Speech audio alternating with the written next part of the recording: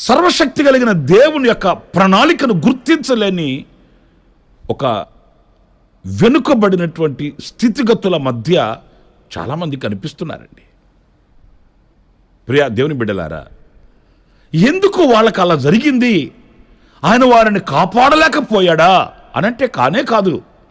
వాళ్ళు దేవునిని ప్రేమించే ప్రేమలో వాళ్ళు సన్నగిల్లిపోయారు. దేవునిని ప్రేమించవలసిన వాళ్ళు మరి దేనినో ప్రేమించడం ప్రారంభించారు. ఎందుకంటే వాక్యం సజీవమైనది, వాక్యం శక్తి కలిగినది.